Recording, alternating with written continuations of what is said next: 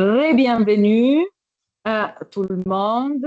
Alors, maintenant, il est temps de présenter Jacques Fontany. Toujours un honneur et un plaisir de l'avoir ici. Je le présenterai très brièvement. Il est avant tout professeur émérite à l'Université de Limoges et membre honoraire de l'Institut universitaire de France. Il a été élu récemment président de l'Association internationale de sémiotique et il est également président honoraire de plusieurs associations de sémiotique, dont l'Association internationale de sémiotique visuelle et l'Association française de sémiotique. Il est reconnu dans le monde entier pour sa générosité intellectuelle et bien sûr pour ses recherches personnelles qui souvent sont devenues collectives. Les livres personnels sont au moins une quinzaine. Je rappelle une filière seulement je partirai du dernier, Ensemble pour une anthropologie sémiotique du politique, qui a été publié dans notre collection Sigilla aux presses universitaires de Liège. Ce livre porte sur l'actant collectif et aborde la question des compositions mériologiques des groupes, comment ils naissent, comment les individus font corps ensemble, comment les groupes se dissolvent. Ce livre fait suite à Formes de vie, toujours publié à Liège, qui aborde les formes de vie dans le monde humain et non humain, et dont une version remaniée sera bientôt publiée en anglais. Formes de vie est d'une certaine manière une continuation des pratiques sémiotiques de 2008, travail qui a posé des questions cruciales à la sémiotique textualiste et a proposé une voie stratifiée pour penser l'immanence en sémiotique. Avant cette période, Fontany s'est consacré à l'étude de la sensorialité. Je rappelle Soma et Sema 2004 et Correscence 2011, qui a été publié chez PUF dans la collection qui a été celle d'Anne Hainaut, ici présente.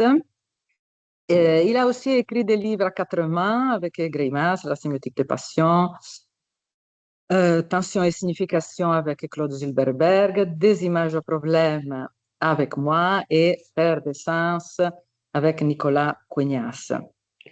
Et ce dernier livre, 2018, reprend certaines propositions de pratiques sémiotiques.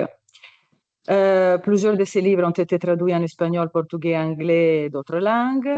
Je rappelle aussi un gros livre qui a paru en hommage à son travail. Un hommage à son travail en 2021, ayant pour titre À même l'essence, hommage à Jacques Fontany, grâce au travail de Denis Bertrand et Yvan Darrow. Et je rappelle aussi le dernier livre dont il est co-auteur, avec 5 autres, c'est Semiotics of Images, The Analysis of Pictorial Text, chez De Gruyter en 2024. Voilà, Jacques, tu es présenté de manière exhaustive et on te laisse la parole pour cette conférence. Merci, très bien. Bon, comme j'ai un peu pris froid ce matin en prenant le train, j'espère que je tiendrai jusqu'à la fin de la conférence. Après ça vous dérange pas, Marie, donc tiens jusque-là. Voilà. Tu veux pas partager quelque chose? Ok, pardon. De toute façon, perdu.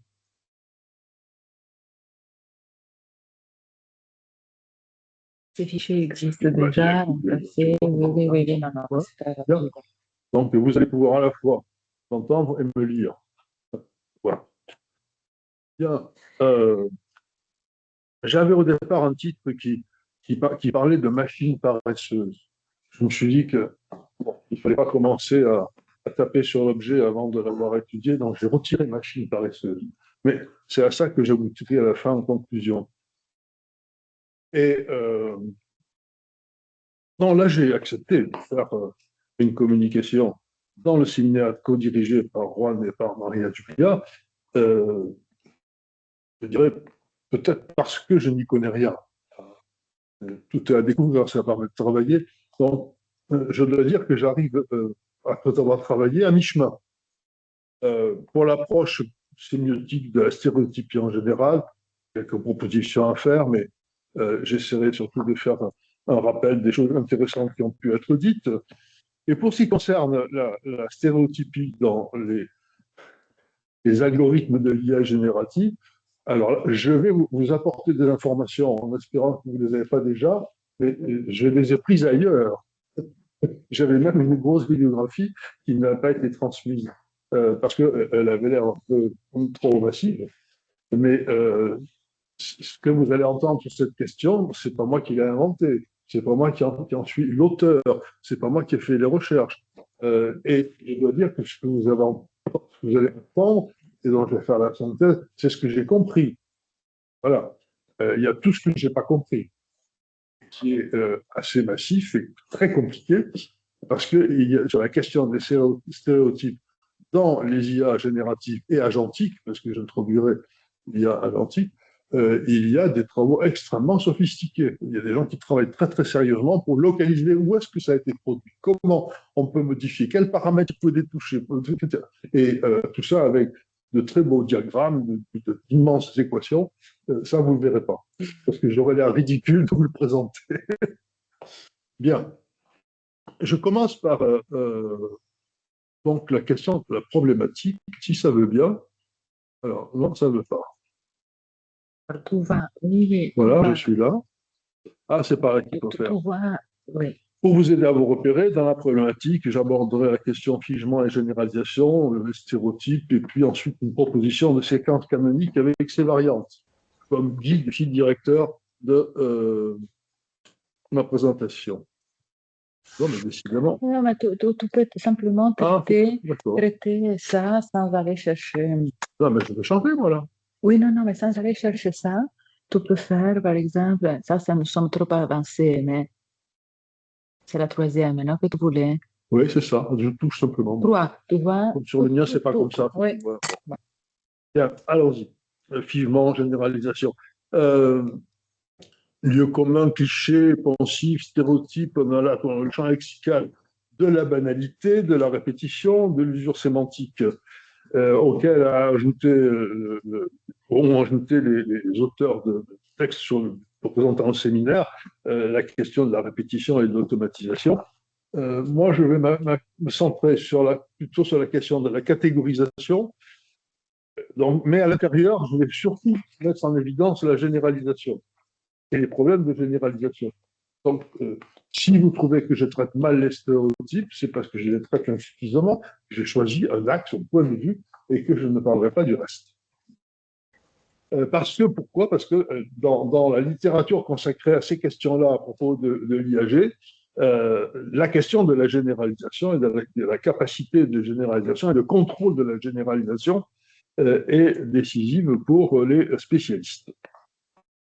On peut d'ailleurs, à ce titre-là, d'emblée identifier une alternative, soit le figement d'une expression figurative et sa généralisation thématique sur d'autres domaines figuratifs. On commence par prendre le taureau par les cornes et on finit par une manière d'agir et une manière de contrôler les situations. Ou bien, soit la propagation de jugements, d'assertions et d'arguments par généralisation au sein même de leur champ d'application. Dans le premier cas, le figement diminue ou même neutralise la densité sémique du figuratif, permettant ce transfert à d'autres domaines thématiques, à d'autres pratiques. J'ai pris l'exemple de prendre le taureau par les cornes, les politiques de l'autruche. On voit bien qu'il y a quelque chose comme un abaissement sémique de la métaphore figurative pour pouvoir faciliter le transfert à d'autres domaines thématiques. Dans le second cas, le figement procure une validité argumentative et axiologique, une force persuasive propre à son caractère d'évidence doxique, c'est-à-dire propre au fait qu'il est construit pour échapper à la validation épistémique. Une femme est toujours une femme, ou bien un homme n'est jamais qu'un homme. Ça, c'est quelque chose qui se dit dans les mafias italiennes, formation que j'ai trouvée chez Paolo Fabri, pour dire qu'un homme n'est jamais qu'un homme, ça veut dire je vais te tuer. Bien. Bien souvent, les deux types sont combinés au profit d'une plus grande efficacité. Je n'insiste pas là-dessus. Je pense que tu y es. Oui, oui, 4. Donc, la problématique que je vise, c'est celle de la généralisation catégorielle. Alors là, je précise, en considérant une catégorie comme une topologie et la généralisation comme une capacité de propagation dans cette topologie, capacité de propagation qui rencontre ou pas des obstacles ou des seuils qu'elle franchit pas, qu'elle respecte et qu'elle ne respecte pas.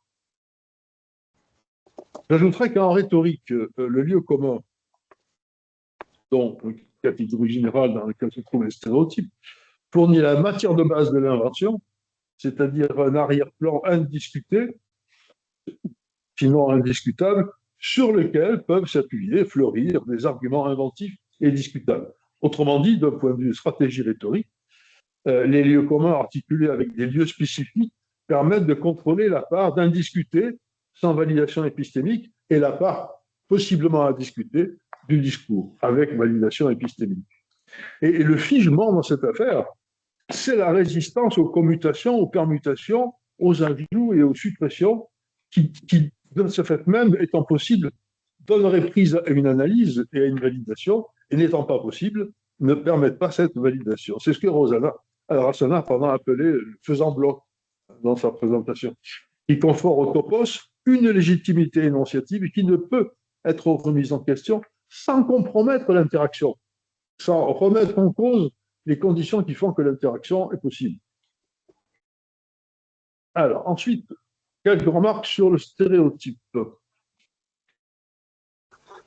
On a déjà dit dans ce séminaire que le terme de stéréotype apparaît significativement à l'heure de l'industrialisation des productions discursives, en commençant par l'image figée d'un bloc de caractères imprimerie, c'était encore dans l'exposé de Rossana. Mais le concept s'est ensuite surtout développé en sociologie, en psychologie sociale, en empruntant la seconde des voies que j'ai évoquées tout à l'heure, en début, à savoir la généralisation du champ d'application de jugements, d'assertions ou d'arguments, de motifs de propriété figés à des catégories sociales dans les domaines du genre, de l'ethnie, de la religion, etc. Et là, alors, le stéréotype rencontre la problématique des biais cognitifs, de l'opinion publique, de la doxa, c'est-à-dire tous les filtres, toutes les déformations idéologiques qui s'interposent entre les acteurs sociaux et la, entre guillemets, réalité sociale. Mais je préciserai plus tard qu'elle rencontre la problématique des biais cognitifs, mais qu'entre les stéréotypes algorithmiques, en fait, les biais algorithmiques et les biais cognitifs, il y a de grandes différences. Alors, la notion de stéréotype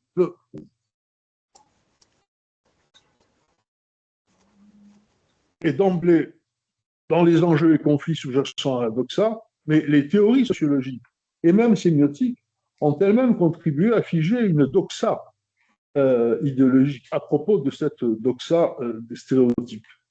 Le concept d'imitation, par exemple, chez le sociologue Gamertal, celui d'intertextualité chez Jacques Seba, ou bien l'art de vivre ensemble chez Anne Coquelin. Ce n'est pas une critique, je dis simplement qu'il y a là une édification de théorie qui valorise spécifiquement le stéréotype et le lieu commun comme l'élément principal où on bâtit un discours et on le développe, alors que vous avez en face d'autres tentatives convergentes pour survaloriser les stéréotypes, pardon, pas les stéréotypes, mais la création originale et l'authenticité singulière, absolue de la véritable pensée ou de la véritable inspiration artistique. Donc c'est là que dans cette évolution, on voit un clivage apparaître entre deux approches du stéréotype. Je continue avec ce que j'ai essayé de poser comme fil conducteur de la suite. Après quelques lectures rapides, superposées, croisées, etc., je me suis dit, quelle démarche me proposais-je? Eh bien, je me suis proposé comme démarche de faire la synthèse sous la forme d'hypothèse d'une séquence canonique dont on peut ensuite travailler les variantes. L'examen des différents éléments du champ lexical concerné, je passe le détail, me conduit à proposer une séquence à trois grandes phases où se situent les motifs figuratifs, discursifs, du figement, de la généralisation et même sans doute de la praxis énonciative. Donc, on passe d'un champ lexical à une structure syntagmatique hypothétique dont les phases peuvent être sélectionnées pour identifier les différentes variables. Donc, la première phase, c'est celle de l'usage intensif et extensif, avec les opérations de la reprise et de la stabilisation. Donc, il y a une part d'évolution iconique, notamment dans la stabilisation. Ensuite, la phase de mémorisation, avec le stockage, la conservation et la disponibilité. Ce n'est pas une description, une théorie de la mémoire, c'est un séquençage de ce qui est dit du rôle de la mémoire dans la production des stéréotypes, dans les lectures que j'ai pu faire. Et enfin, la phase d'activation et de mobilisation, qui commence par la reconnaissance ou pas des stéréotypes échangés, transmis dans les interactions. Ensuite, la manière dont la généralisation est contrainte, limitée ou illimitée. Et enfin, dans les potentiels de comportement induits. Alors, la dernière phase fait l'objet aujourd'hui de recherches et de développement assez considérables sous le nom d'IA agentique. L'IA agentique n'est pas une alternative à l'IA générative, c'est un développement spécifique qui donne plus d'importance à cette dernière phase que je viens d'évoquer, à savoir qui transforme le chatbot en collaborateur virtuel pour des tâches automatisables, par exemple l'attribution de prêts bancaires à des individus ou à des entreprises. Donc il y a un travail de génération et puis il y a un travail d'automatisation des tâches ensuite.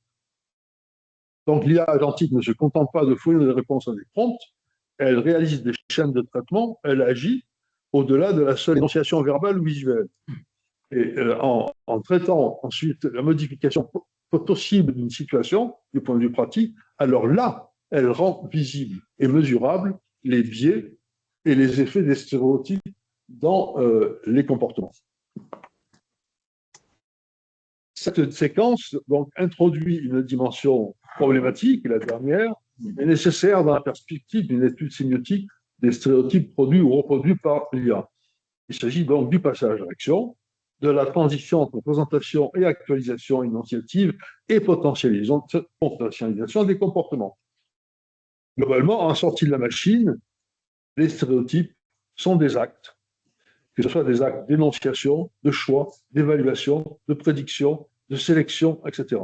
Et qui se convertissent dans la réalisation de ces actes, soit en style discriminant et compétitif, ça c'est le plan esthétique, soit en biais socio-idéologique, ça sur le plan éthique. Donc, je reviendrai plus tard sur les biais algorithmiques à la fin, et je propose d'abord d'exercer ma petite séquence canonique en relisant, j'espère que je vais vous la faire redécouvrir, ou découvrir une ancienne et très stimulante étude de Paolo Fabri sur les lieux communs. Alors, je la synthétise évidemment. Je la synthétise, je ne vous la reprends pas entièrement. Là, j'avais oublié de passer. Bon, alors il faut que. Là. Ça a revisité les esquisses sur les lieux communs. C'était le titre de son article. Comme opérateur de mémoire, comme machine stupide mais capable de provocation, comme lieu commun de structuration des connaissances et comme dynamique reconfigurable. C'était en 1994, Paolo a publié dans la revue Proté un article intitulé « 12 esquisses sur les lieux communs ». Comme dans bien des travaux de Paolo Fabri, ces propositions visent à définir une voie sémiotique neutre, idéologiquement, à tracer ce chemin de crête qui évite de tomber soit dans la doxa pro-stéréotypique, soit dans la doxa anti-stéréotypique.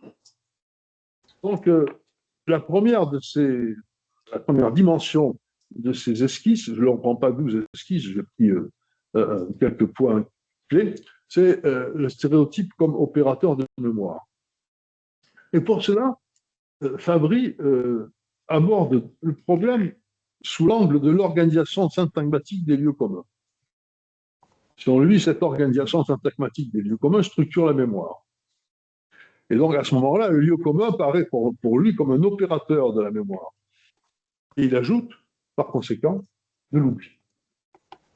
Donc, moi, j'ajoute, donc, c'est un opérateur de tri, puisqu'on a le choix entre ceux qu'on retient et ceux qu'on oublie. Il permet de réguler tout un système de comportement. Ça, c'est un corps Fabry. Donc là, Fabry passe directement de la phase de mémorisation, le lieu commun comme structuration de mémoire, à celle de l'activation comportementale des styles de stéréotypes, puisque ça régule tout un système de comportement, nous dit-il. Et il ajoute ensuite que les lieux communs sont des opérateurs de transformation. Et les opérateurs de transformation sur plusieurs plans, c'est-à-dire transformation en vue de la stabilisation, il faut transformer ce qui est repris pour que ça se stabilise, ça c'est les premières étapes. Transformation en vue de la mémorisation, y compris le tri cognitif, et transformation lors de la mobilisation-activation pour que ça puisse se convertir en comportement. Il accorde quelque intérêt, c'est ici, à la stupidité.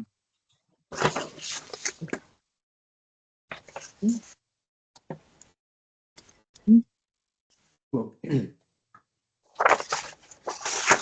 Qu'est-ce que tu veux faire? Ah oui. Désactiver la débrouille. Oui. Bien. Alors, si on ne voit dans le lieu commun que la répétition mécanique qui le stabilise et lui procure une légitimité en vue de son énonciation, le lieu commun semble stupide. La stupidité, elle résiderait donc dans la répétition, antithèse de la création, de l'invention. Fabry est sensible au rôle du lieu commun comme vecteur d'interaction. Donc, pas si stupide que ça, hein, puisqu'il le traite comme opérateur fatigue dans l'interaction, qui permet d'enclencher l'interaction, d'entretenir le flux conversationnel.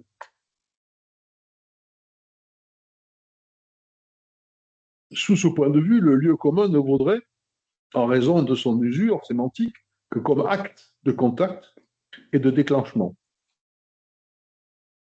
Mais il n'échappe pas pourtant à l'interprétation, parce que cet acte de contact et de déclenchement, en tant que tel, avec son caractère indexical, appelle une interprétation. Et la même usure sémantique procure alors à cet égard une tonalité allusive et suggestive. On en dit moins qu'il ne faudrait interpréter. On en dit si peu qu'il faut solliciter l'interprétation.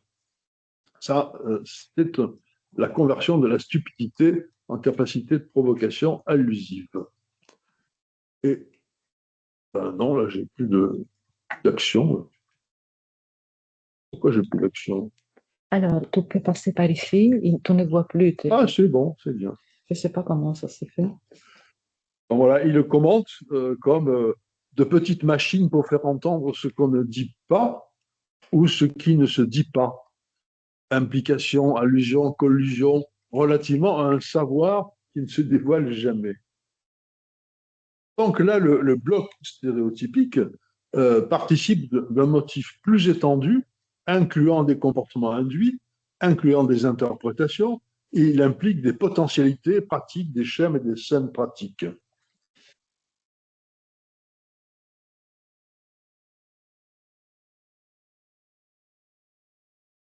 Décidément, c'est Ici.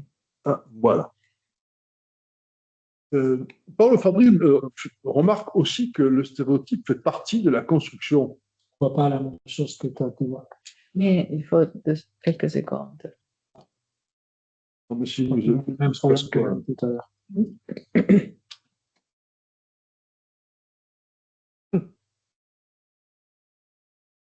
il doit toujours être dans le logiciel ici, hein. Pas la peine de le rappeler. C'est-à-dire, Ben, ça, c'est du pas important. Tu vois, tu as dit que c'est le fichier existe déjà. Donc, ah oui, mais là, c'est que je recommence. Ah là là. Je vais répéter.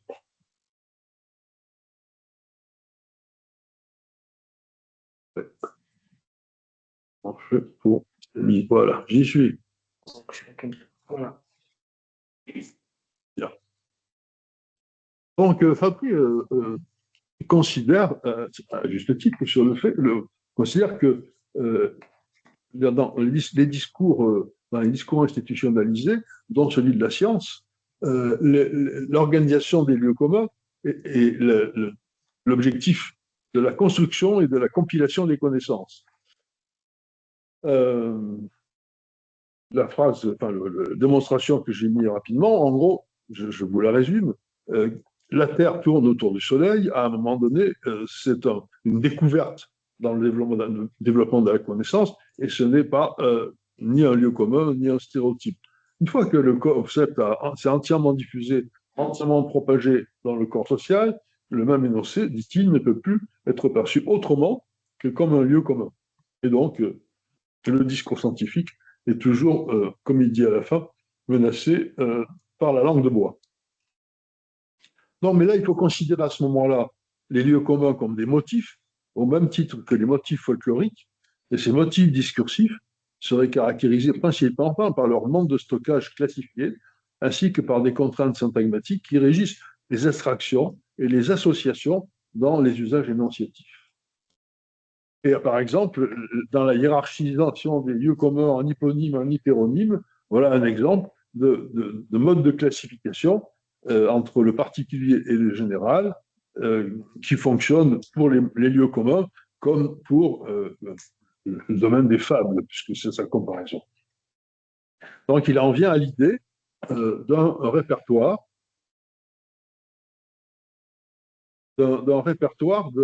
d'univers de sens identifiables, depuis l'univers du vécu quotidien jusqu'à celui de la science ou celui de l'art. Des motifs stéréotypiques fournissent ainsi, par exemple, des clôtures décisives dans des interactions, notamment parce qu'ils ne peuvent être discutés sans mettre en péril le flux des interactions, mais aussi surtout parce qu'ils font appel à cet empilement, à cette structuration de motifs qui sont le lot commun de la communauté. Il faut rappeler à ce propos que je vais retrouver le problème, non, je sais pas. Ça a changé à nouveau la configuration. Très bien. Voilà. Les lieux communs convertis en stéréotypes socioculturels, donc leur particularité, c'est de mémoriser sans validation épistémique. Leur activation par des comportements pratiques, et pas seulement des comportements énonciatifs, peut néanmoins être soumise à discussion, mais seulement par une intervention métasémiotique en aval, qui tente d'imposer aux sorties machines, par exemple, un tri au nom de l'éthique, mais pas en amont, où l'intervention sur les conditions de mémorisation et de stockage est parmi les plus difficiles. Je terminerai avec cette présentation rapide de l'article original de Paolo Fabri sur les lieux communs, avec la question des reconfigurations. L'organisation syntagmatique des lieux communs n'est actualisée que dans des énonciations particulières. Et ces énonciations particulières sont susceptibles de reconfigurer à la fois les lieux communs et la hiérarchie. Cette organisation est donc soumise aux manipulations de la praxis énonciative et au remaniement, en quelque sorte, à la fois des hiérarchies, des emboîtements et des connexions. Par exemple, ces reconfigurations des lieux communs et stéréotypes permettent de faire l'expérience du franchissement des seuils critiques de la généralisation, des effets induits par le non-respect des lieux communs stabilisés. Jusqu'où peut-on aller? À partir de quand a-t-on franchi le Rubicon et comment revenir en arrière? Et bon, Paolo Fabri donne quelques exemples, j'en ai retenu qu'un est-ce que je vous l'ai mis? Oui, je crois. Et voilà ici. Oui, Voltaire dit que les politiques ne sont utiles que s'ils sont nécessaires, ce qui est évidemment d'une platitude difficile à imiter. Paolo ajoute une réponse est toujours possible. Les politiques ne sont nécessaires que s'ils sont inutiles. Alors, il était comment dire, un fervent adepte de ce genre de manipulation. parce qu'il s'agissait pour lui de tester la résistance des formules stéréotypées ou des figures faisant bloc pour essayer de comprendre quelle était justement la nature de cette résistance et là où ça cédait et là où ça ne cédait pas. Alors là, voilà un exemple qui n'est pas complètement, comment dire, incongruent avec la formule stéréotypée de Voltaire, mais qui lui fait dire évidemment tout autre chose et de plus provoquant.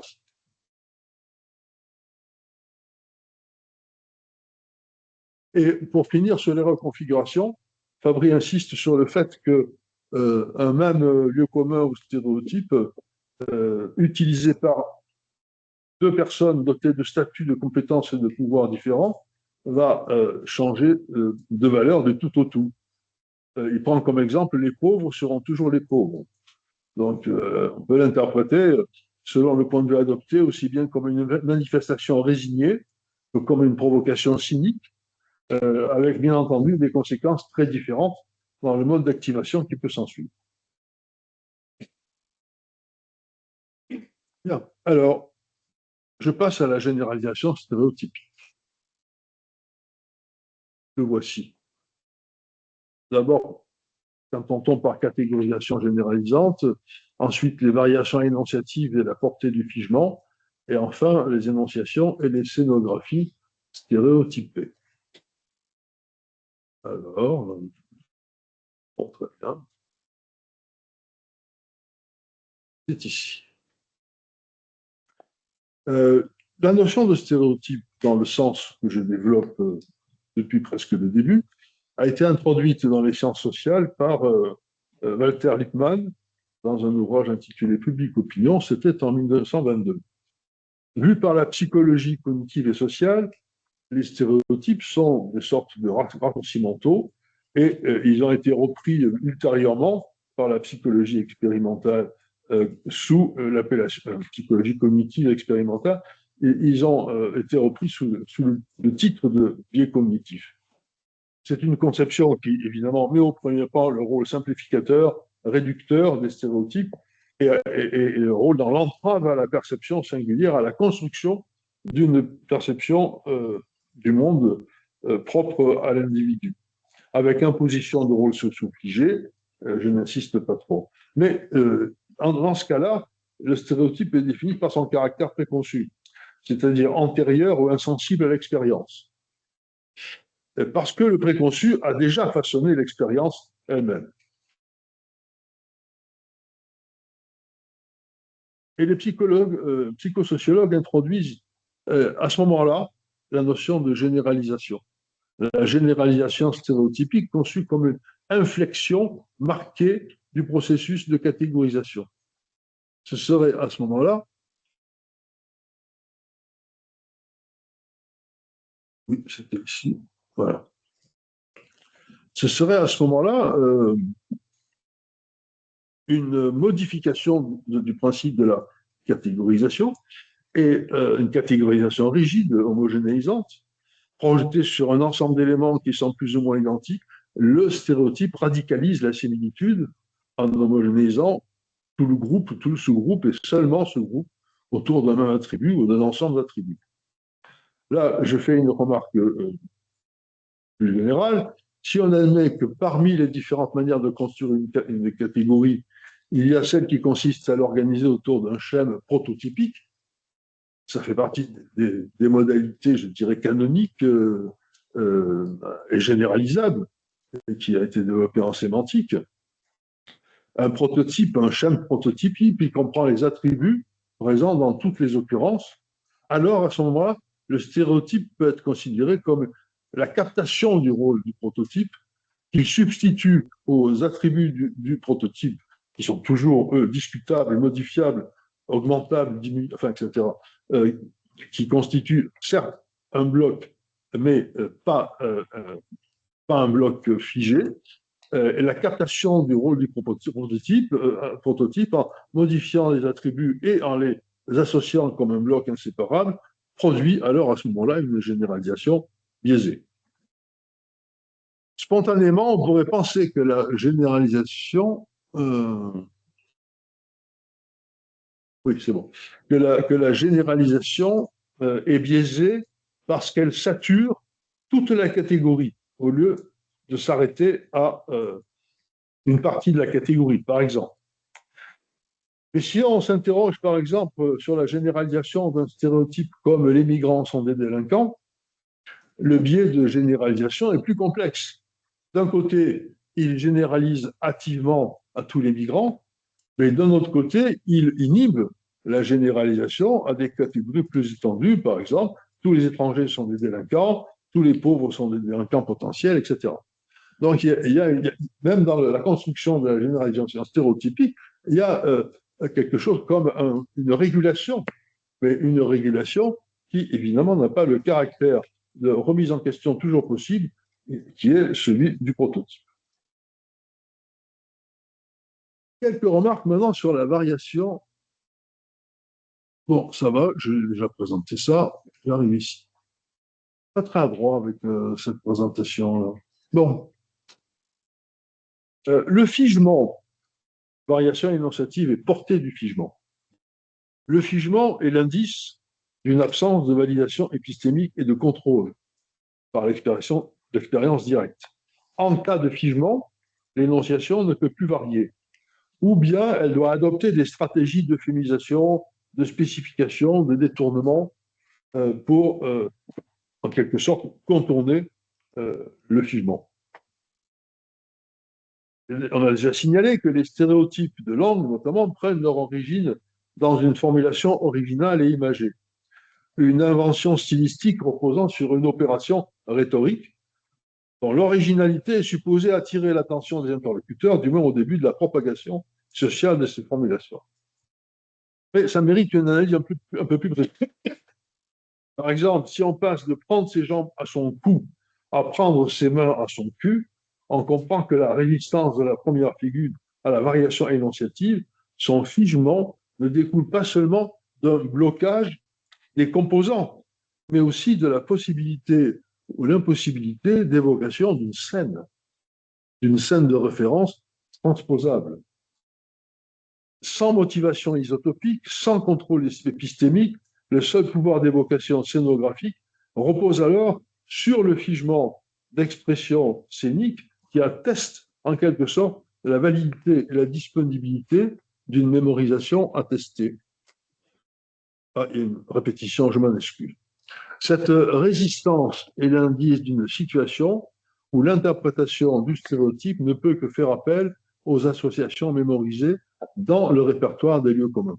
C'est comme si cet indice de stéréotypisation disait « ne cherchez pas à comprendre, consultez plutôt votre répertoire ». On trouve alors le processus de généralisation et de propagation catégorielle déjà évoqué. Mais dans le répertoire, ce sont des scènes pratiques qui sont stockées en même temps que des expressions verbales, par exemple. Et il s'agit alors d'étendre à un ensemble de scènes thématiques ouvertes une configuration issue d'une scène thématique particulière. La généralisation est donc, à ce moment-là, devenue scénographique. Les scènes en question étant caractéristiques de situations pratiques susceptibles de couvrir de nombreuses thématiques. Je prends un exemple que j'ai emprunté à un chercheur qui travaille sur le cas des migrants dans des corpus russes. Et vous allez voir, ce n'est pas parce que c'est russe que vous n'allez pas vous reconnaître en compagnie déjà connue. Il s'agit donc de l'analyse de l'ensemble de corpus pour repérer la manière dont les stéréotypes associés à la figure des migrants se construisent. Et Yula Yursenko, qui a fait ce travail, a repéré des métaphores qui construisent des scènes schématiques. Pour les migrants, plus spécialement les travailleurs immigrés, elle identifie dans les médias, dans les discours politiques, dans toutes sortes de circonstances à la fois discursives et pratiques, des utopies sémantiques suivantes, dont les éléments sont à la fois à la base, pour certaines, des métaphores, et toujours en général les composants d'une scène figurative. Donc vous avez l'invasion étrangère, dans la liste des figures qui entre dans cette scène, elle est indiquée sans droit, sans papier, clandestin, inassimilable, mal intentionné, etc. Et mettre une barrière, faire la chasse aux migrants. La délinquance, criminels, mafieux, gangs, terroristes. Le parasitisme, profiteurs, bénéficiaires illégitimes, vol d'emploi, fraude sociale, etc. La guerre, bataille, lutte, horde, occupation, assaut. Le trafic d'êtres humains, etc., etc. Le scénario de catastrophe, drame migratoire, crise migratoire, tragédie. Et la submersion, vagues, flots, infiltration, canaux, pression, digues rompues, etc. Donc, on a affaire ici à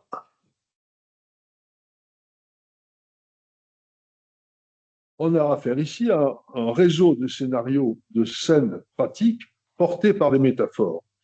Si on limite le figement à l'énoncé verbal, si on considère que la métaphore est désactivée, alors on ne peut plus rien comprendre à l'efficience de ces stéréotypes. Si on considère que nous sommes submergés par une vague migratoire peut se réduire à il y a beaucoup de migrants dans notre pays, alors on a, par commutation, on a neutralisé la force et l'agentivité propre aux stéréotypes. De quelle nature est cette agentivité? La métaphore figée englobe à la fois les éléments de la scène et les passions associées à cette scène et à l'expérience que procure des passions que procure cette scène. En outre, en même temps que son effet perlocutoire passionnel et figuratif, la métaphore inhibe l'assomption épistémique du stéréotype. Dans l'exemple ci-dessus, par exemple, il y a beaucoup de migrants. C'est une information vérifiable, falsifiable, un quantificateur auquel on peut opposer un autre quantificateur. Alors que submergé par une vague qui remplace le quantificateur, c'est une scène qui ne peut être qu'imaginée, éprouvée, et qui automatise l'adhésion à son contenu axiologique, idéologique, sans passer par une évaluation quelconque. Parce qu'il n'y a rien à discuter. Que dire, ce n'est pas une vague? Impossible, ça n'a pas de sens. En d'autres termes, c'est pour cette raison que le stéréotype scénographié par la métaphore est provisoirement dispensé de validation épistémique via une énonciation métaphorique qui le naturalise dans une scène pratique déjà connue. Il projette ainsi, sans autre médiation, des émotions déjà éprouvées, au moins en imagination. On a toujours affaire au même processus de propagation multithématique, supporté cette fois-ci par un noyau scénographique figé et soutenu, renforcé par la mobilité de passions qui sont transposables, transportables d'une thématique à l'autre. Et maintenant, j'en viens à la séquence, non pas d'analyse sémiotique, mais d'informations sur les biais algorithmiques. Première remarque, ce n'est pas vraiment une information, mais c'est un préalable utile. Si on veut identifier les stéréotypes dans le très vaste corpus, plus encore dans les LLM, dont l'étendue et la complexité échappent à toute intuition, résistent à la plupart des méthodes proprement humaines, alors il faut faire évoluer la conception que nous avons des stéréotypes. Par exemple, la stéréotypisation d'une catégorie sociale ou culturelle se présente dans ce cas-là segmentée, dispersée, distribuée, quelque chose comme une poussière de tokens qui nous oppose une véritable gageure et une poussière qui est retravaillée par la machine et qui, dans ces cas-là, comme je vais le montrer sur quelques exemples, produit des stéréotypes qui n'étaient pas forcément dans les bases de données, mais qui étaient à titre d'éléments dispersés. Alors, je voudrais donner un exemple qui n'est pas un exemple de LLM, mais qui illustre ce qui se passe. D'un point de vue méthodologique, la stéréotypisation concernant telle ou telle catégorie est de nature syntagmatique. La propagation est une opération syntagmatique. C'est ce que j'appelais tout à l'heure la propagation des scénarios. En ce sens qu'elle repose sur les liens syntagmatiques entre des éléments de stéréotypes diffusés dans le corpus qui ne sont que des éléments et pas encore des stéréotypes. Prends un exemple. Limité à une phrase, je dis « Ma belle-mère doit me rendre visite cet après-midi, mais elle est très gentille. » Le stéréotype, il n'est pas dans « Ma belle-mère doit me rendre visite cet après-midi », ni dans « Elle est très gentille ». Le stéréotype, il est dans « Mais ». C'est-à-dire le marqueur d'inversion axiologique suffit à mobiliser un stéréotype culturel d'opinion commune. Les belles-mères sont odieuses, ce qui est bien connu. Le linguiste, c'est pas vrai pour la bière. Le linguiste dira que le stéréotype est implicite. On connaît cette tradition d'analyse, du pro, etc. Mais il ne peut le dire qu'il est implicite que parce qu'il s'impose les limites de la phrase ou d'un enchaînement de phrases à proximité. Mais dans une scène beaucoup plus étendue, bien au-delà de la phrase, dans un livre, à la dimension d'écart entre les premières pages et les dernières pages, par exemple, et a fortiori dans un LLM, dans des masses considérables de données et de paramètres, alors les éléments ne sont plus connectables à proximité ou à distance. On peut y mettre tous les marqueurs d'inversion axiologique qu'on voudra. Le stéréotype viendra de la reconstruction par la machine.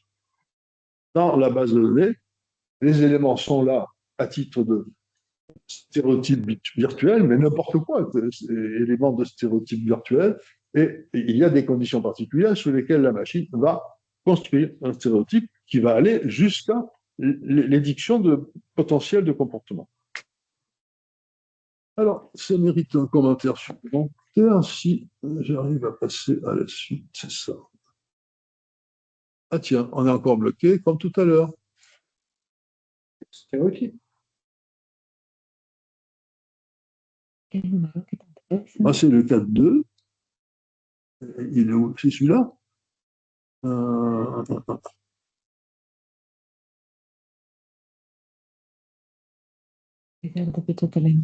Et c'est bon. Voilà, c'est celui-là.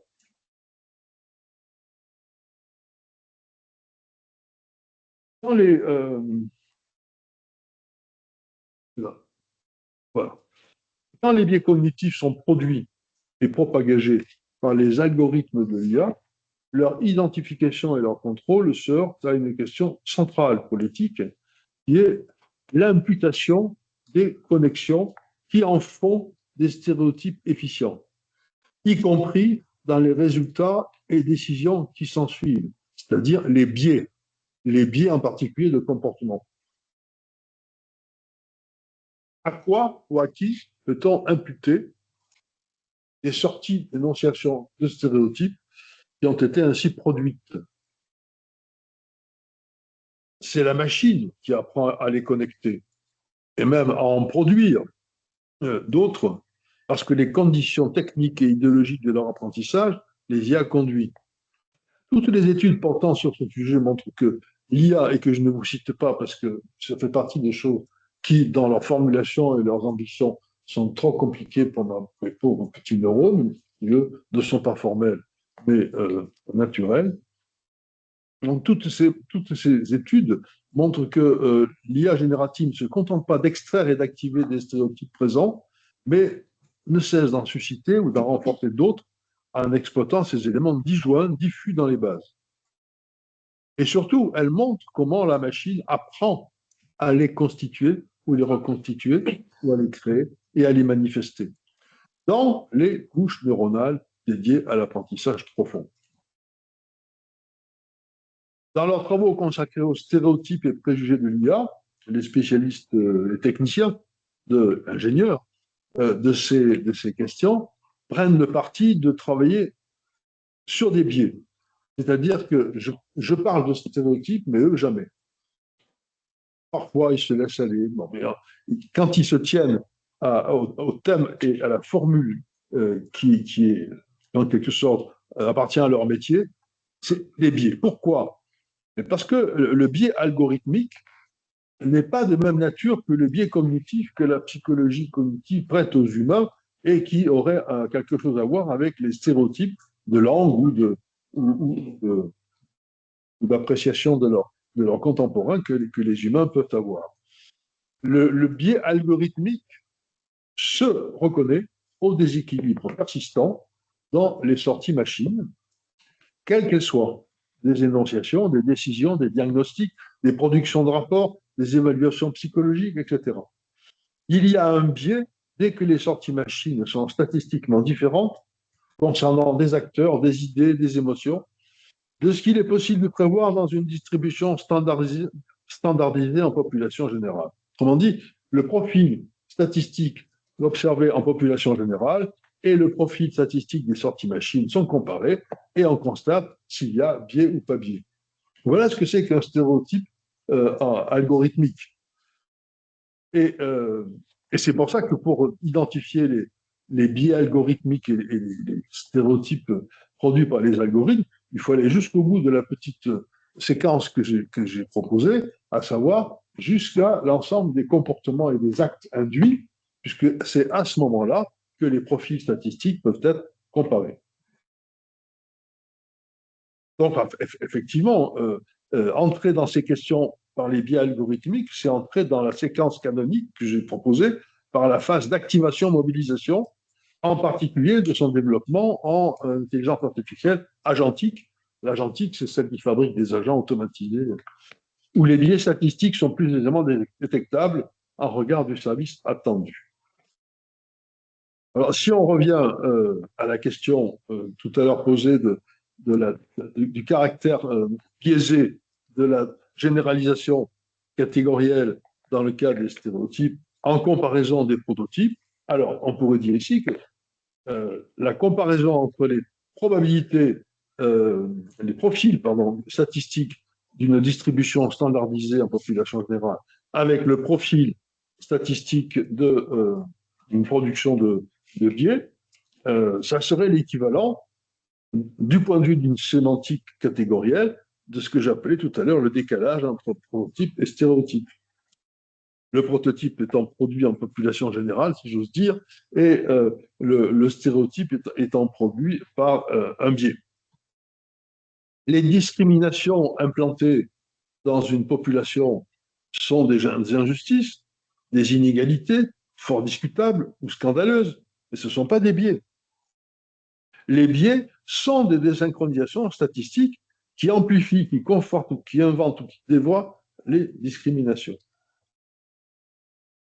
Donc, l'identification des stéréotypes en matière d'intelligence artificielle ne peut pas se limiter à leur repérage dans les bases d'apprentissage, puisque les biais sont produits à partir d'informations diffuses et potentiellement connectables, mais avec une faible probabilité. Alors, c'est ici.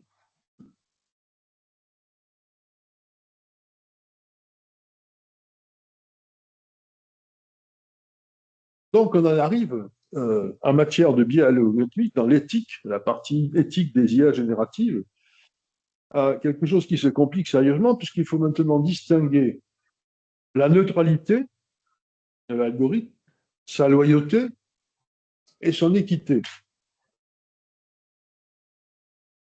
Et la neutralité, la loyauté et l'équité éthique des algorithmes des IA génératives n'ont pas grand-chose à voir avec ce qu'on pourrait dire pour les humains. Qu'est-ce que c'est que la neutralité? La neutralité d'un algorithme, c'est une équivalence entre ce qu'il restitue et une réalité qu'on suppose vérifiable. C'est la coïncidence entre deux profils statistiques qui sont identiques entre la population générale et le biais algorithmique. La loyauté d'un algorithme est une conformité entre ce qu'il propose en sortie et le service qu'il est supposé rendre, voire les attentes et intérêts des usagers. Et l'équité d'un algorithme, c'est une norme. C'est pas, alors, vous avez, il y a des équivalences, il y a une conformité, et là, il y a une norme. Une norme de quoi? Norme de protection, qui en général est fixée dans une loi, par laquelle personne ne doit être discriminé en raison des attributs qu'on lui reconnaît en termes d'origine ethnique, de genre, de religion, etc. Donc, si l'entrée par la fin du parcours est la plus fréquemment utilisée, c'est-à-dire l'effet des stéréotypes sur les discriminations, l'équité donc devient la seule des trois propriétés qui est la plus souvent mentionnée, Et parce que la liste des attributs qui doit être exclue de la décision engendrée par les algorithmes existe indépendamment des algorithmes, elle existe dans la loi, une protection qui est dans la loi. Et alors, c'est souvent l'équité qui offre une entrée méthodologique pour les autres propriétés. Si l'équité est compromise, c'est une alerte politico-sociale qui incite à s'interroger sur la loyauté. Est-ce que, néanmoins, ou en quelque sorte en complément, elle ne rend pas les services qu'elle aurait dû rendre, en n'étant pas équitable? Et ensuite, on en arrive à la neutralité. Et quand on interroge les informaticiens et les mathématiciennes, quelqu'un comme Cathy O'Neill dit qu'un algorithme, c'est une opinion intégrée au programme. Alors, et à partir du moment où vous considérez que l'algorithme est une opinion intégrée au programme, vous êtes sûr que la neutralité elle-même est extrêmement compliquée à obtenir. Donc, je voudrais, pour terminer, je ne sais pas combien de temps il me reste. Ben, si on déborde 5 heures, ah oui.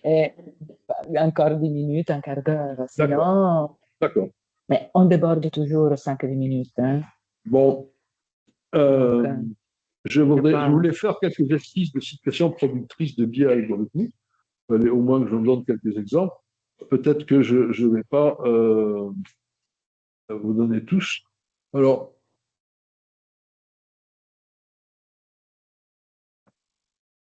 voilà ce que je voudrais. Voilà. Je rappelle donc qu'on est dans ce cadre-là. On est dans où il y a une machine qui apprend et l'apprentissage se fonde, pour simplifier, à partir de données d'entrée A, qui est une occurrence, sur la reconnaissance de données B qui sont étiquetées, c'est une catégorie, dans la base d'apprentissage. Et alors l'apprentissage inverse ensuite la relation entre A et B, une opération de reconnaissance de forme.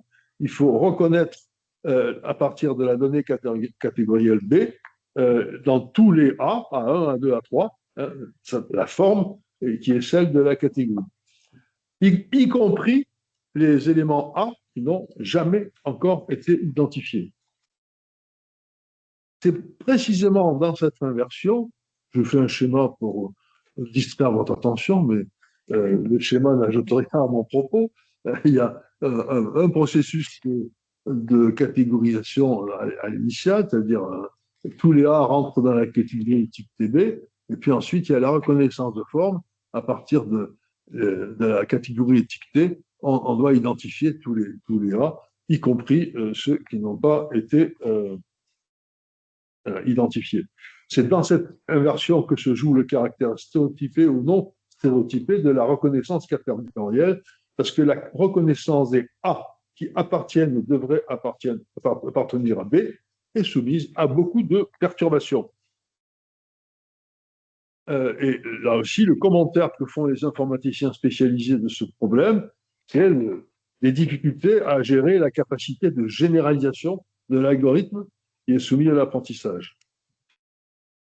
Alors, exemple de situations qui provoquent des productions de stéréotypes. D'abord, la base de données ne peut pas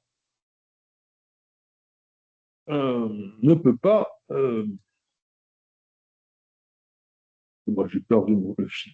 La base de données ne peut pas contenir tous les appariements possibles entre B et tous les A. Quelles que soient les procédures d'optimisation mises en œuvre dans l'apprentissage, le nombre d'exemples soumis en phase d'apprentissage sera toujours inférieur à celui qui serait nécessaire pour atteindre ce qu'on appelle le seuil d'acceptabilité statistique théorique.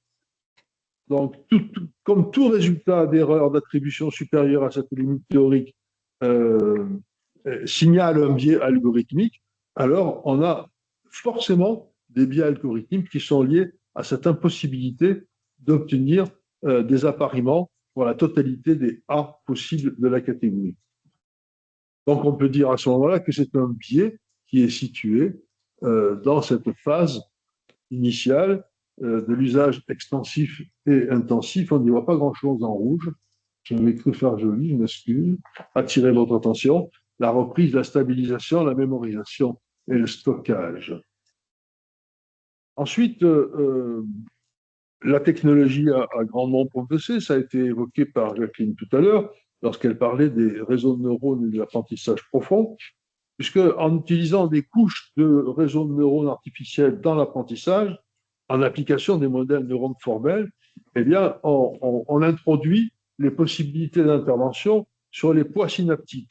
Le poids synaptique étant la capacité de la liaison entre deux neurones de laisser passer le signal ou pas. Donc, on laisse passer, on laisse pas. Mais on peut gérer, en quelque sorte, réguler l'ordre de passage ou de blocage. On appelle ça poids synaptique, c'est tout simplement le réglage du passage du signal. Donc, dans les apprentissages profonds, dans les neurones, les couches de réseaux neuronaux artificiels, la machine apprend à déterminer les poids et les coefficients les plus adaptés, à classifier les exemples présentés. Donc, on peut agir sur ces poids synaptiques pour éventuellement les corriger. Et on peut, si on arrive à identifier quels sont les poids synaptiques qui sont responsables de la production d'un stéréotype, on peut intervenir dessus. Voilà. Mais je ne peux pas vous raconter dans le détail comment ça se fait techniquement. Ça sera pour une autre année. Hein. Voilà. Si je m'intéresse toujours à ça. Ensuite, il y a un autre type de biais qui est provoqué par des soucis ou des préoccupations ou des stratégies économiques.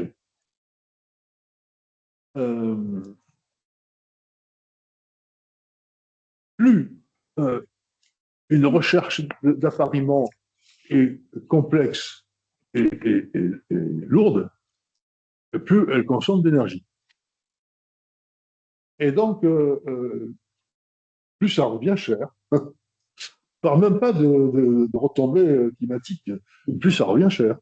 Donc, les industriels qui font tourner des machines de cette sorte vont optimiser le fonctionnement en trouvant des solutions pour des appariements moins coûteux, plus rapides. Par exemple, si vous mettez toujours en relation une cuisine et une femme, il sera beaucoup plus facile de reconnaître une cuisine pour le différencier d'une chambre à coucher ou d'une salle de bain que de reconnaître une femme par opposition à un adolescent ou une adolescente. Bon, une adolescente, c'est aussi une femme. Donc un adolescent ou un homme plus ou moins âgé. Parce que ce sont des traits spécifiques très fins, et par conséquent, que fait la machine? Elle reconnaît les cuisines, et tout ce qui est à deux bipèdes, à position verticale et dans la cuisine, c'est une femme. Alors, évidemment, ça, on l'appelle un stéréotype insupportable. Bien. Mais ils font la même chose pour d'autres choses. Par exemple, si on veut apprendre à la machine à reconnaître un chat plutôt qu'un rat ou un renard ou que sais-je, ben, on peut le mettre systématiquement sur un fond vert. Donc la machine aura une solution très simple pour reconnaître un chat, elle repère les fonds verts. Et tout ce qui est sur un fond vert va devenir un chat. Alors, tout ça est un peu caricatural, mais il faut que vous compreniez qu'on peut faire des choix qui n'ont absolument rien d'idéologique dans ce genre de technologie et se retrouver avec des biais qui sont scandaleusement insupportables. Bien, alors, les chats, disons que ça ôte un peu la question du caractère scandaleux qu'on pouvait en déduire. Un autre exemple, alors on a des biais qui sont, ils sont tellement, je dirais, ça saute aux yeux, qu'on ne comprend pas que, vu les enjeux économiques, stratégiques, etc., des entreprises et des industriels se laissent prendre à ce genre de choses. Par exemple, on confie à une intelligence artificielle générative agentique le traitement des données pour l'attribution d'un crédit. Je l'ai évoqué. Donc, la banque fait une demande d'analyse de données et de prédiction des capacités de remboursement. La banque demande à ce que cette exploration soit faite sur les personnes qui ont actuellement un crédit à rembourser dans le groupe bancaire lui-même. Évidemment, à partir de ce moment-là, le choix qui sort est complètement biaisé. Ça semble aller de soi. C'est parmi la clientèle, c'est eux qui ont prêté et ils surveillent, etc., l'évolution des capacités de remboursement et veulent en faire des prédictions pour les décisions futures. Alors, on a éliminé les personnes qui ont déjà fini de rembourser, celles qui n'ont pas encore demandé un crédit, celles qui ne savent pas si elles en demanderont un, celles à qui on a déjà refusé un, celles qui ont obtenu un dans un autre groupe bancaire, etc., etc. Autrement dit, on a un échantillon de la population extrêmement limité et ça provoque un biais qui est effectivement, on bloque la généralisation qui est attendue pourtant simplement parce que le prompt l'a provoqué. Et ah oui, il y a aussi un autre cas. Alors un autre cas, c'est celui où pour le contrôle des biais, on touche à un paramètre et on provoque des conséquences qui étaient imprévisibles et qui peuvent être très dommageables. J'ai un exemple qui est très révélateur. Dans les systèmes de reconnaissance faciale, on identifie deux types d'erreurs qu'on appelle les faux négatifs, c'est-à-dire la machine ne reconnaît pas la personne présentée, et les faux positifs, c'est-à-dire la machine reconnaît la personne en lui attribuant une identité qui n'est pas la sienne, en raison du poids synaptique particulièrement élevé attribué, par exemple, à une identité ethnique, une identité de genre, etc. Le problème, c'est que les deux erreurs ont des causes qui sont sans rapport entre elles, puisque le faux négatif résulte d'un dysfonctionnement du système et le faux positif résulte d'un poids synaptique particulièrement important attribué à une identité ethnique ou culturelle. Donc, il n'y a pas de rééquilibrage possible. Si vous touchez à l'un, vous ne savez pas quelles sont les conséquences qui peuvent devenir sur l'autre. Et c'est ce qui s'est passé. Bien sûr, on ne veut pas spécialement que les Noirs aient l'air plus méchants et plus agressifs et plus voleurs et plus criminels que les Blancs. Donc, on veut corriger. On a remarqué qu'en reconnaissance faciale, ben, les Noirs étaient toujours plus facilement reconnus quand il s'agissait d'un crime ou d'un délit. Donc, on va toucher à ce paramètre qui produit ce biais-là et on s'aperçoit catastrophiquement que ça touche à un autre. Alors, pour finir sur ce point, et j'en finirai définitivement parce que j'avais un autre point sur lequel je me contenterai de faire une phrase. Oui, vous inquiétez pas, c'est juste pour dire que ça n'a pas marché. La question donc de la responsabilité algorithmique se pose donc, je l'ai introduit il y a quelque temps au début de mon exposé, parce qu'on s'aperçoit que c'est bien l'algorithme qui produit les stéréotypes. Il y en a certes qui sont introduits dans les bases de données, bien entendu, mais ils pourraient ne pas être respectés déjà, et ils sont reproduits. Mais il y a tous ceux qui sont produits simplement parce qu'il y a manipulation des éléments qui sont déjà présents pour des raisons que j'ai commencé à effleurer, à énumérer. Donc, il faut bien que quelqu'un soit responsable, que quelque chose soit responsable. Donc, on est en train d'inventer, ça fait penser à la linguistique de la machine tout à l'heure, on est en train d'inventer, ce sont des juristes, quelques personnalités politiques, l'idée de la création d'une nouvelle catégorie de justiciables, les algorithmes. Ben oui, les algorithmes comme des personnes électroniques qui sont susceptibles de se voir imputer la responsabilité de biais, etc. Alors, évidemment, au Moyen-Âge, on considérait que les cochons qui avaient mangé un petit enfant étaient coupables et il fallait les torturer et les punir. on leur reconnaissait une personnalité juridique. Au XXe siècle, on a reconnu qu'une rivière ou une montagne pouvait avoir une personnalité juridique. On a bien entendu reconnu aussi que les animaux avaient une personnalité juridique, indépendamment donc de la sentience des uns et des autres ou de la non-sentience. On distribue des personnalités juridiques sur un ensemble d'entités du monde. Et là, c'est un peu comme si, ne pouvant pas gérer la consommation et la production de drogue, on décidait que le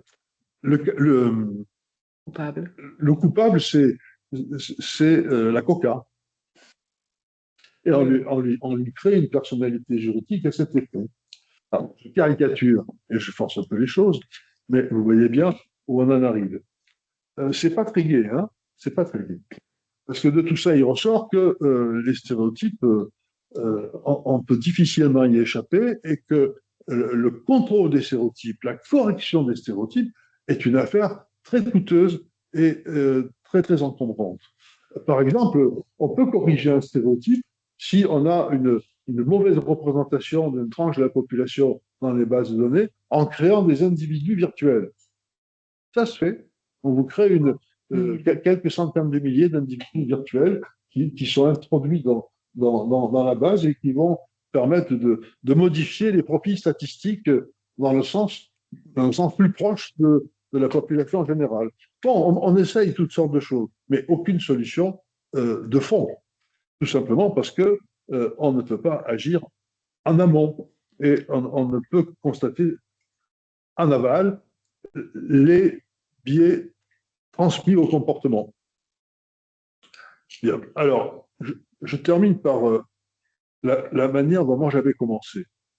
Je voulais tester les capacités de ChatGPT à reconnaître et commenter des stéréotypes et éventuellement des transgressions de stéréotypes. Alors, je vous lis simplement, je vous montre simplement la liste des...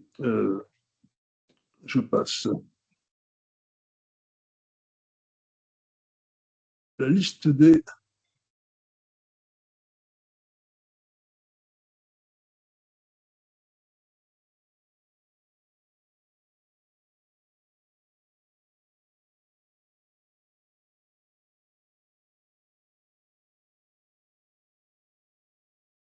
Voilà, alors j'ai quelques énoncés que je vous passe rapidement. J'ai testé, demandé le sens du proverbe, il ne faut pas jeter l'eau du bain avec le bébé. Ça, c'est Paolo Frabdi qui m'avait transmis ça en exemple. J'ai testé, pouvez-vous me dire la différence entre la moitié des femmes sont des hommes et la moitié des hommes sont des femmes?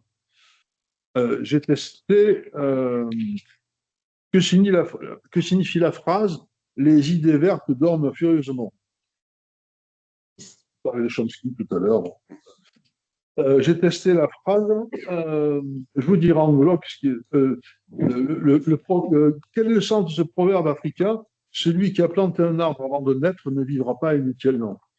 Le vrai proverbe africain, c'est celui qui a planté un arbre avant de mourir ne vivra pas inutilement. Avant de naître. Bien. C'est tout. Qu'est-ce que j'obtiens? Premièrement, ChatGPT ne reconnaît jamais qu'il a affaire à un stéréotype, à une formule figée, et il reconnaît encore moins les transformations, les permutations et les malices que je mets dans les proverbes et les stéréotypes. Il ne reconnaît pas. Troisièmement, il n'aligne que des commentaires d'une très grande généralité. Alors certes, c'est mis avec des alinéas, des numéros, etc., etc. Ça a une manière très sérieuse didactique, mais imaginez-vous par exemple que la différence entre la moitié des hommes sont des femmes et la moitié des femmes sont des hommes, tout ce que ChatGPT me dit, je demande la différence, hein, et bien, il me dit dans un cas, c'est que parmi les hommes, il y en a certains qui se sentent un peu féminins, et dans l'autre cas, c'est vrai qu'il y a des femmes qui parfois se sentent un peu masculines. Voilà comment il commente ce genre de choses. Bon. Et alors, par exemple, jeter l'eau du bain avec le bébé, on a, enfin, c'est dégoulinant de bons sentiments. Il faut faire attention à la valeur des choses, hiérarchiser, pas se tromper, etc. Autrement dit, et je termine là-dessus, euh, alors, peut-être que le prompteur est nul, qu'il n'a pas posé les questions comme il fallait, qu'il n'a pas su stimuler correctement la machine, mais mes questions étaient banales, hein, comparer la signification de, etc. C'est même pas des pièges. En revanche, les phrases, elles, étaient peut-être piégeuses. ChatGPT ne reconnaît pas les stéréotypes. Or, dans les interactions, il est nécessaire de reconnaître les stéréotypes pour pouvoir se relancer et faire avancer la conversation. Deux, il est nécessaire de reconnaître des stéréotypes si on veut les corriger. Autrement dit, à ma connaissance, des systèmes comme ChatGPT maniés par Jacques Fontanille, je suis persuadé que maniés par des gens beaucoup plus compétents, ça se passerait différemment, mais ne sont pas capables de s'auto-corriger. Puisque on a dit qu'il pouvait sortir des stéréotypes à tout moment, mais s'il ne les reconnaît pas, c'est possible de les corriger. Voilà. C'est ça. C'est par ça que j'avais commencé.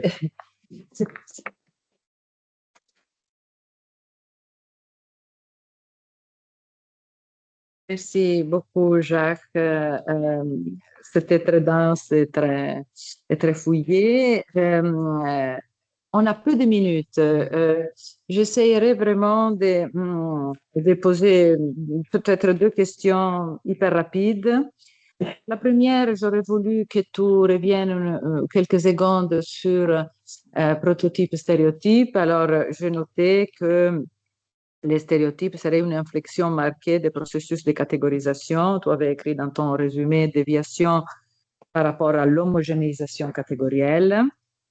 Et je voulais te demander des précisions sur cette déviation par rapport à des attributs qui sont normalement reconnus hein, dans les prototypes comme appartenant effectivement à toutes les occurrences. À un certain moment, tu as parlé aussi des captations du rôle du stéréotype qui produit cette modification des attributs et j'aurais voulu te demander quelle est cette force de captation que tu as vu, oui, ici dans les biais algorithmiques et la captation dans les stéréotypes, disons, humains, naturels, etc. Ces deux forces de captation, comment tu les décrirais? Et puis, très rapidement, aussi sur la question banale, hein, hyper banale, qu'en fait-on de la fréquence des relations produites à l'intérieur des corpus? Parce que c'est très intéressant que tu déplaces les points de vue sur les algorithmes par rapport à ce qui est déjà là, effectivement, par rapport aux stéréotypes qui sont déjà là, parce que tu dis, c'est disperse, je veux dire, les unités se dispersent, et donc on peut les relier en faisant des relations qui n'étaient pas là dans les corpus, oui, mais en même temps, qu'en est-il de la fréquence relationnelle dans les corpus, dans les données qui ont servi dans l'apprentissage? Et il faut considérer qu'il y a les données qui ont été utiles pour l'apprentissage et puis les bases de données à partir desquelles on veut étudier des situations. Dernière chose sur les chats fond vert et sur les chats fond vert. Je pense que c'est un exemple sympathique qui nous fait comprendre effectivement des biais d'apprentissage, mais je pense aussi que les programmeurs ont essayé les chats sur fond vert par rapport aux chiens sur fond vert et chiens et chats sur fond rouge.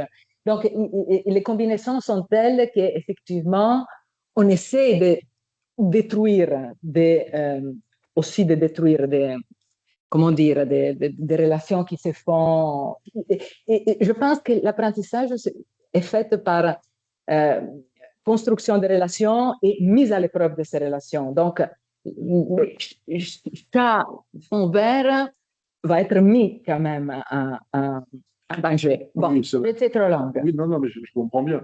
Mais pour moi, c'était pas même pas un exemple tiré comment dire, d'expérience concrète. C'était juste un exemple imaginé pour illustrer l'effet que peut produire un choix économique sur la complexité de la reconnaissance. Voilà, c'est tout.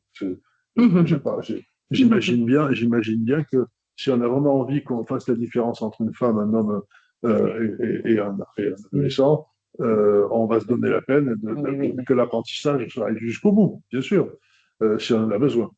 Mais si on veut faire des économies, il faut mettre quelque chose qui soit emblématique, facile à repérer, facile à identifier, sans coût, à côté. Voilà. Alors, sur la question de la captation, quand je dis captation, c'est une métaphore. C'est une métaphore et je ne saurais pas trop, pour le moment, décrire comment on passe d'une structuration des catégories par prototype à une structuration des catégories par stéréotype. Là, il y a longtemps, dans le début de signature du discours, j'avais fait une petite typologie des types de catégorisation. Il y avait la ressemblance de famille, il y avait le prototype, il y avait le trait commun, le trait différenciateur commun, etc. On voit bien, par exemple, que la théorie hermatienne, enfin Grammas, dans sa théorie de la catégorie, a choisi les traits différenciateurs, caressez-nous, et que d'autres choisissent d'autres. Alors moi, je l'ai comparé à celle du prototype, que le prototype est un paquet de catégories constantes qui sont associées par la communauté, par la reprise, comme constitutive d'une catégorie. Par exemple, c'est comme ça qu'on peut choisir le moineau comme prototype de la catégorie oiseau, ou bien c'est quoi d'autre, enfin, comme catégorie caractéristique de la catégorie mammifère. Et le stéréotype par rapport à ça, introduit des attributs qui ne sont pas spécialement constitutifs de toutes les occurrences, seulement d'une partie, et ensuite les associe d'une manière qui ne souffre plus aucune possibilité de modification. Tandis que dans les prototypes, on peut toujours les améliorer. On peut toujours découvrir des propriétés supplémentaires qui vont venir renforcer leur rôle central. Tandis qu'une fois que le stéréotype a été figé, on ne peut plus dissocier les propriétés, on ne peut plus en ajouter, on ne peut plus en retirer, ou alors c'est pas un stéréotype, c'est autre chose.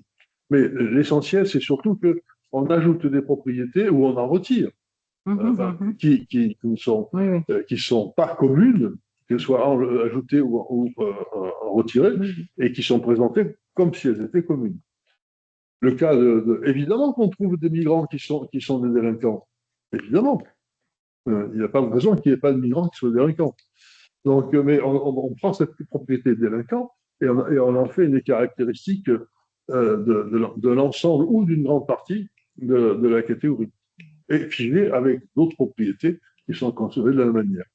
Alors, c'est ça que j'appelle captation. Bon, c'est-à-dire et ça remplace en quelque sorte le prototype et ça fonctionne comme référent cognitif pour l'ensemble de la catégorie. On l'a vu aussi avec les exemples dans les modèles de diffusion, comment ça fonctionne par exemple avec les choix des caractéristiques avec Van Gogh. Van Gogh en général, finalement, c'est le Van Gogh de quelques tableaux qui a été choisi. Je veux dire qui a été choisi comme général, mais c'est effectivement très particulier. Et donc, on a vraiment fait des sélections. Alors, oui, toi, ensuite Enzo et ensuite Denis. Oui, merci Jacques. C'est un commentaire et puis une question. Le commentaire, c'est que à la fin du chat, il est incapable de reconnaître les stéréotypes. Oui, tout à fait, mais il répond à des stéréotypes. Ça, oui, c'est intéressant. Absolument, oui. Mais il ne sait pas ce qu'il fait. Il a des bons sentiments, etc. Stéréotypes plus. Non, mais bon. Là, on pourrait réfléchir aux opérations qui seraient nécessaires pour repérer les manipulations faites dans un stéréotype. Et on comprendrait que c'est parce que il n'y a pas de traitement sémantique. Il n'y a que des traitements de colocation des signifiants. Donc, si on a permuté des signifiants par rapport à l'autre, ils sont encore à proximité, c'est toujours la même chose. Le fait qu'il y en ait un qui soit devant et l'autre derrière, ça ne change pas grand-chose. Et puis, j'avais une question qui avait dans le sens de ce que tu es en train de répondre à Maria Giulia. En fait, c'est le stéréotype ne réside pas juste dans le fait qu'il y a une seule connexion. C'est que, voilà, fait espagnol, fait, voilà. Là, tu as un stéréotype. Mais s'il y en a plus, c'est fini le stéréotype. Je dis, OK, espagnol, fait, mais tu dis aussi, comme disait Victor Hugo, ombrageux aussi, ou désordonné. Alors là, on n'est plus dans le stéréotype. Est-ce que le stéréotype existe quand il n'y a qu'une seule connexion? Et à partir du moment qu'on en rajoute, qu'on fait d'autres, on quitte le stéréotype. L'exemple que j'ai donné là, du traitement des migrants en Russie, c'est la construction d'un stéréotype complexe où il y a peut-être 8, je ne vais pas compter, peut-être 10 scénographies différentes qui sont compatibles, mais pas redondantes. Donc, ce n'est pas un seul. C'est pas un seul. Maintenant, ce qui fait le stéréotype, c'est que les propriétés qui sont saisies par les métaphores sont des propriétés qui ne sont pas généralisables à l'ensemble des migrants. Et elles le sont généralisées. Donc, je continue ton raisonnement. Il faudrait multiplier à l'infini les connexions pour sortir du stéréotype. Jusqu'à. Non, il faudrait que les connexions qu'on considère comme pertinentes soient limitées à ce qui, statistiquement, correspond à la population de référence. Alors, je demande aux 4 prochains, on arrête les questions. Alors, Jean-Pierre encore, mais Juan, Enzo, Denis, Rossana, Jean-Pierre, et puis c'est fait. Oui, oui. Alors, Enzo, on t'écoute. Oui, merci beaucoup pour cette conférence hyper dense. J'ai une question hyper générale et une question un peu plus spécifique. La question très générale concerne voilà, les schémas que tu as montrés. Est-ce qu'ils pourraient servir pour repenser justement la praxis énonciative? C'est-à-dire ces procédés de prototypisation, mais aussi de stéréotypie, comment il peut se situer par rapport aux modes d'existence qui ont été utilisés de manière traditionnelle dans la sémiotique pour expliquer comment la praxis énonciative marche. Du coup, je me demande quel est ce rapport. Et disons, lié à ça, mais je ne sais pas si j'arriverai à articuler bien cette partie de la question. Il me semble que par rapport aux exemples ou aux cas dont tu as parlé, notamment par rapport à la question du figement, et tu as évoqué le fait que les stéréotypes sont liés à des scènes, en fait, à des scènes énonciatives, et qui font de sorte que certaines typologies d'acteurs, par exemple les migrants, on recouvre leur comportement par rapport à un effet passionnel. Du coup, ce n'est pas combien de migrants existent, mais le fait qu'on est submergé. Et du coup, ça crée les stéréotypes parce que ça devient plus difficile à s'opposer à ça. Je me demande si ce n'est pas une manière de repenser justement la praxis énonciative, c'est-à-dire qu'il s'agit de relier 3 dimensions. Dimension de l'expérience des scènes qui advient des pratiques d'une certaine manière réelles, des types sociaux, des migrants et tout ce qu'on peut définir avec le langage, et puis justement des énonciations qui se répètent. Et voilà, je ne sais pas si c'est assez clair, mais c'est une manière de repenser des catégories telles que genre, normes qu'on utilise quand on parle de la praxis énonciative. Tandis que là, on parle de types sociaux qui existent par rapport à des expériences et des manières de les relier. Voilà, je ne sais pas si c'est assez clair. Je réponds brièvement, puisqu'il faut répondre brièvement. Je dirais oui, mais par hypothèse, parce que c'est aussi en pensant à la praxis énonciative que j'ai fait cette séquence. Mais il y a une chose essentielle qui manque dans la séquence, c'est celle de la validation. C'est-à-dire, dans la praxis énonciative, il y a forcément une validation, non pas individuelle, mais collective, communautaire, et des innovations qui sont introduites. Et c'est ça qui participe de la mémorisation. Et donc, ça serait quelque part à hauteur de la stabilisation, mais il faudrait qu'il y ait comment dire, un actant évaluateur qui soit introduit dans le truc, quoi. Voilà. C'est la seule. Le reste, ça peut s'aménager. Mais tel que je l'ai présenté, l'actant évaluateur, il n'est pas précisé. Merci de la réponse rapide aussi. Merci Enzo. Denis. Merci beaucoup. Beaucoup de questions, parce que c'est un exposé très riche. J'en reviendrai une simplement. Une question que j'aimerais te poser. Sur le marché des concepts, il y en a qui marchent très fort et qui ont régulièrement des succès semblables. On a souvent discuté de ce problème de la hiérarchie des concepts opératoires dans notre discipline. Je me souviens par exemple que Silberberg s'est amené par du tout modal, du tout aspectuel. Alors là, on est dans le tout biais. Donc moi, je m'interroge sur le biais. Qu'est-ce que c'est qu'un biais? Je sais que ça vient de Kahneman et Tarski dans leur gros bouquin Système 1, Système 2, l'histoire comment ça s'appelait déjà, les deux vitesses de la pensée, celui qui a eu un grand succès. Moi, tu as souvent employé le concept de biais. Est-ce que ce concept peut recevoir une définition comme une définition de dictionnaire, de sémiotique, j'entends? Est-ce que il pourrait être intégré à un corpus conceptuel à l'intérieur d'un ensemble comme celui de la sémiotique? Ouais. Moi, je crois que c'est une question intéressante que celle du biais.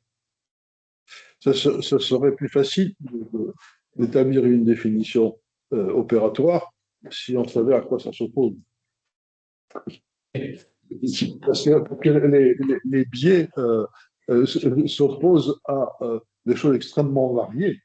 Dans les biais cognitifs des économistes que tu as évoqués, là, enfin des psychologues, mais je dis pas la différence entre biais algorithmique et biais cognitif. Oui, mais le biais cognitif, pour les économistes, ça a comme opposé l'homo economicus parfait qui ne connaît que son intérêt et qui n'agit que dans son intérêt. Donc tout le reste, c'est des biais. Il ne s'occupe pas de ce à quoi il devrait s'occuper. Et l'absurdité, c'est qu'évidemment, il n'y a aucun homme, y compris les traders les plus fous, les économistes les plus férus, qui n'obéit qu'à son intérêt. Alors peut-être un certain empereur américain contemporain, mais justement, on se demande s'il est totalement sain. Donc, ça c'est un horizon d'opposition. Mais là, par exemple, les biais algorithmiques, je vais donner la définition des informaticiens, c'est deux profils divergents, deux profils statistiques divergents. Donc, tel comportement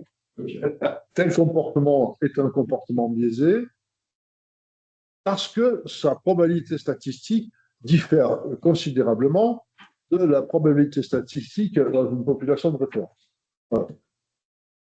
Donc, ça rejoindrait la définition psychologique du biais comme une sorte de raison implicite, la raison implicite qui intervient de façon oblique, comme le mot l'indique d'ailleurs, sur un comportement ou sur. Mais tu sais, dans le cas des biais algorithmiques, il n'y a pas l'idée d'une raison. Enfin, il y a une explication technique.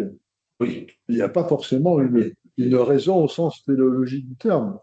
On ne cherche pas à viser quelque chose. La plupart du temps, c'est malheureusement la machine qui le produit et qu'on n'arrive pas à contrôler. Mais tu as raison, c'est une catégorie qui mériterait peut-être une réflexion plus approfondie. Mais moi, je suis parti sur la différence presque irréconciliable entre les biais cognitifs et les biais algorithmiques. Parce que peut-être qu'il y a aussi des raisons mécaniques et techniques pour que chez l'humain, il y ait des biais cognitifs à voir. Mais là, c'est clairement pas du tout intentionnel. Merci beaucoup, Jacques, pour la conférence. Je suis contente de poser la question après Didier, parce que c'est effectivement lié à la question des biais. Puisque tu as utilisé les stéréotypes, comme tu disais, en rapport au prototype. Non? Donc, la façon dont un stéréotype circule avec un prototype suppose une sorte de processus de réduction.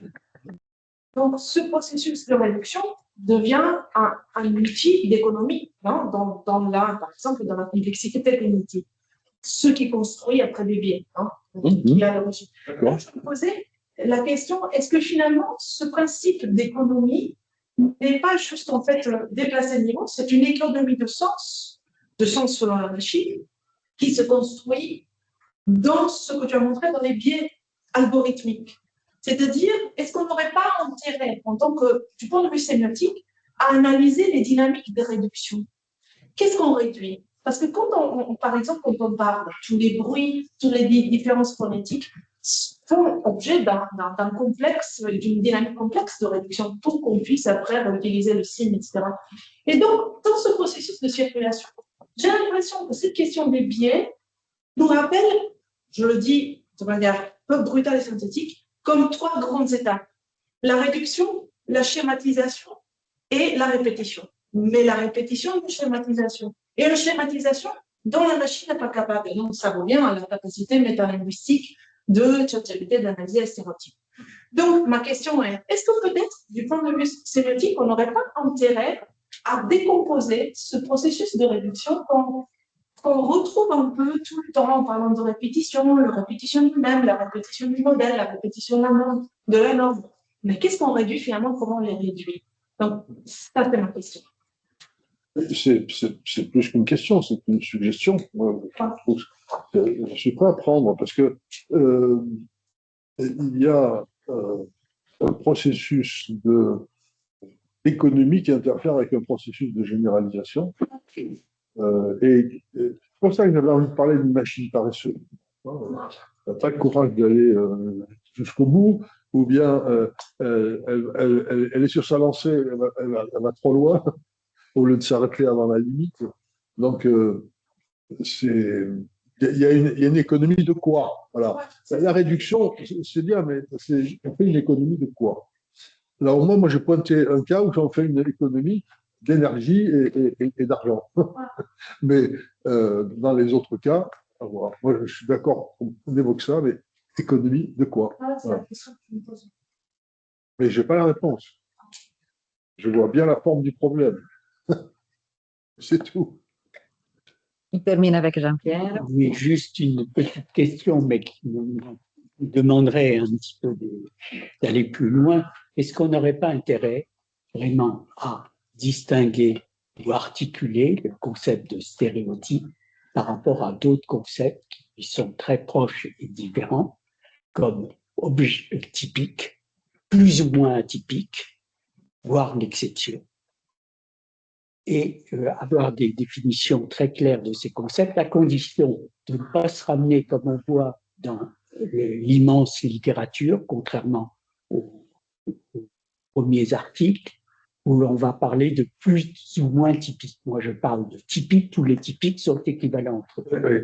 Mais par contre, ils deviennent plus ou moins atypiques jusqu'à l'exception, qui n'est pas le plus atypique. Et de comparer le stéréotype ou les stéréotypes à tout cela. Donc, d'avoir une théorie un petit peu plus fine. Voilà, Oui, je pose la question. Absolument. Moi, pour une autre raison, mais en même temps pour m'échauffer un peu en préparation de cet exposé, j'ai relu deux livres d'Umberto Eco qui traitent de ces questions. Hein. Oui, exact. Le Kant et l'orthorynque est beaucoup plus ancien à la structure absente. Et on s'aperçoit que la question des stéréotypes a très peu de place. Mais en revanche, la diversité des types, là, oui, il y a une typologie de types assez considérable. Et puis de l'atypique. Hein. Oui. C'est ça. Merci pour la suggestion.